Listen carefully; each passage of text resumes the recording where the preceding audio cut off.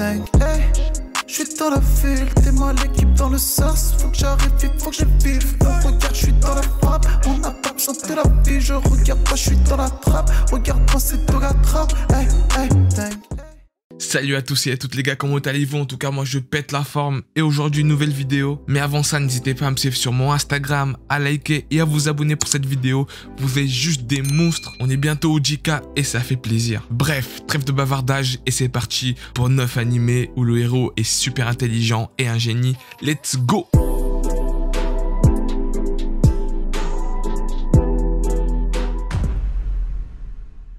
Shintaro est un hikikomori depuis 2 ans, c'est-à-dire qu'il n'est pas sorti de chez lui depuis 2 ans. Il occupe ses journées grâce à son ordinateur, devenu seul le lien avec le monde extérieur. En gros, il joue, il regarde des animés et fait un peu tout avec quoi. Mais le seul être avec qui il communique régulièrement s'appelle NE, un drôle de programme informatique qui s'est installé de son PC après qu'il ait ouvert un email. Un jour, alors que NE le taquinait comme à son habitude, Shintaro s'énerve et renverse accidentellement sa boisson sur son clavier, le rendant inutilisable. Du coup, le jeune homme devra faire un choix, soit de commander un nouveau clavier et attendre du coup la livraison qui durera 5 jours, ou alors sortir de chez lui et aller acheter son propre clavier. On est d'accord que tout le monde aurait fait le deuxième choix, mais tu connais, on est dans un animé. Mais bon, malgré cela, il décide quand même de sortir, ce qui est logique, mais comme ce n'est vraiment pas son jour, il se retrouve pris en otage par un groupe de terroristes, et c'est là qu'il va rencontrer 2 jeunes garçons au pouvoir mystérieux. C'est un animé d'action, comédie, aventure, drame et psychologique les mecs, et comme vous avez vu par le scénario, il est très original. Il est sorti en 2014 et il a 12 épisodes de 23 minutes. Ce que j'ai à dire sur cet animé là, c'est que c'est un très bon animé qui m'a bien fait rire et qui m'a fait réfléchir aussi. Il y a une vraie morale derrière ce scénario et je pense que vous allez tout simplement apprécier cet animé car il a une bonne animation et une assez bonne histoire, donc tout simplement je vous le conseille.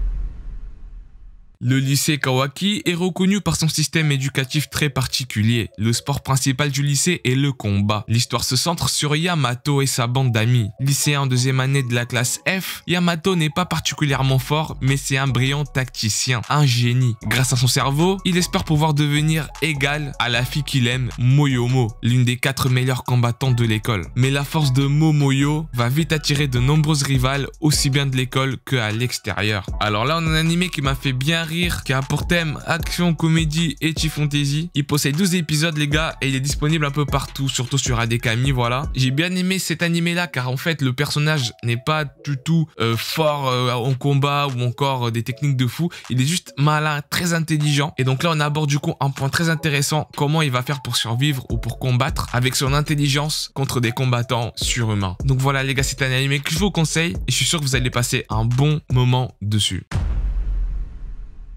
Un jour d'été, une bombe explose soudainement au centre de Tokyo et les coupables de cet acte de terrorisme ne sont autres que 2 jeunes adolescents se faisant s'appeler Sphinx. Mais cet événement n'est que le prélude d'un énorme jeu lancé par ce même duo, impliquant la population japonaise tout entière. Alors là les gars, c'est un chef-d'œuvre, c'est un animé vraiment incroyable que pour moi, franchement je le considère comme un chef-d'œuvre. Vous allez comprendre pourquoi. Tout d'abord, on a ici un animé très sérieux les gars, c'est vraiment psychologique et action, rien de fantasy ou quoi que ce soit. On a là en fait 2 jeunes gens, donc 2 adolescents très intelligent, mais vraiment très intelligent, limite des génies. Il possède que 11 épisodes de 23 minutes les gars. Quand vous allez regarder, vous aurez l'impression de regarder un film tellement c'est bien, et franchement les gars, j'ai failli lâcher une petite larme.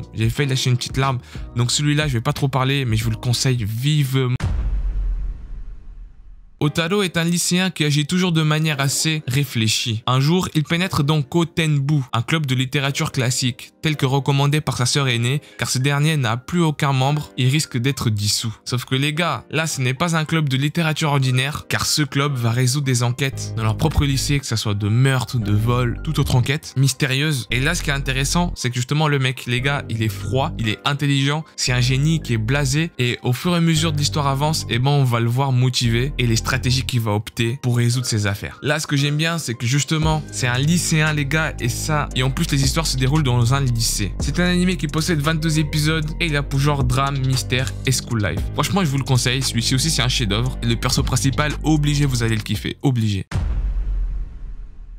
Alors celui-ci, tout le monde le connaît, mais je n'ai quand même présenté pour ceux qui ne le connaissent pas, parce que justement, à force de penser que tout le monde connaît l'anime, et bah au final, les gens ils ne regardent pas parce qu'ils pensent que tout le monde le connaît. Est-ce que vous voyez le délire? Bon, donc on est ici dans un quartier d'Otaku Akihabara. Un groupe d'amis modifie leur micro-ondes de manière à en faire un dispositif qui leur permet de envoyer des messages écrits vers le passé. Donc, une organisation SREN a mené différentes recherches à propos des voyages temporels. À présent, le groupe ayant effectué plusieurs expériences diverses doit absolument éviter de se faire capturer par cette organisation qui les perturbe en les traquant. Donc tous ceux qui ont vu cet animé là vous diront que c'est un chef-d'œuvre et je confirme les gars. Aujourd'hui je vous présente que des chefs-d'œuvre, que des pépites et réellement ça me tient vraiment à cœur que vous regardez les animés parce qu'ils sont tous très lourds. Celui-ci j'ai pas grand chose à dire à part va le foncer parce que tu vas pas être déçu et j'en suis sûr. Donc que dire, qu'est-ce qui t'attend? Va juste le mater. En plus il est sur Netflix.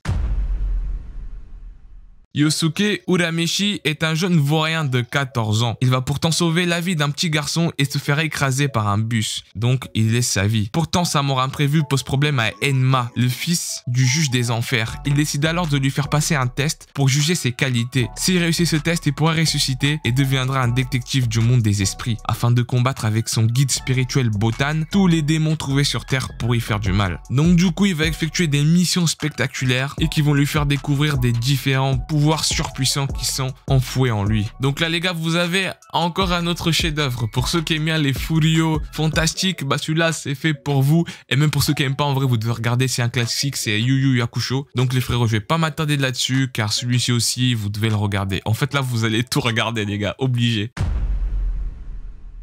Le dernier animé les gars, c'est un animé que j'ai surkiffé et que le mec c'est un génie avec le charisme de Light Yagami et de Lelouch donc Code Geass les gars, c'est tout simplement Hellnoa Zero. En 1792, un étrange portail apparaît menant sur la planète Mars. Cette découverte marqua le début de l'installation humaine sur cette planète, notamment grâce à Reigalia vers Reivers, qui se vit confier les secrets de Hellnoa, un secret et un pouvoir transmis à ses descendants. Quelques années plus tard, Mars et la Terre entrent en conflit, provoquant la destruction du portail lunaire et d'une partie du satellite en 1999. Ce phénomène connu sur le nom de Ivanfile a mis temporairement fin au conflit, mais celui-ci est réanimé une quinzaine d'années plus tard, lorsque la princesse martienne est victime du complot au cours d'une visite diplomatique sur Terre. Donc les gars, vous l'aurez compris, c'est une bataille entre Mars et la Terre, sachant qu'il y a des humains en Mars. Donc c'est un animé assez complexe que je pourrais même pas vous expliquer en vrai. Tout ce que je peux vous dire, c'est foncez-y, le regarder, car c'est une pépite et les personnages là-bas c'est des barjots les gars, ils sont trop intelligents et des tactiques de fou et vous allez beaucoup apprendre de cet animé. Voilà les gars, c'est la fin de cette vidéo. Si t'as aimé, n'hésite pas à lâcher ton petit pouce bleu et ton abonnement, ça me ferait plaisir. Prends soin de ta famille et je vous dis sayonara. Un jour je vais décoller, c'est plus qu'une évidence. J'attends que les billets pleuvent et toutes les bouches arrêtent de danser. On n'arrête pas de se perdre, poto c'est fatigant. L'amour une pénitence, je suis pas net quand j'y pense. Un jour je vais décoller.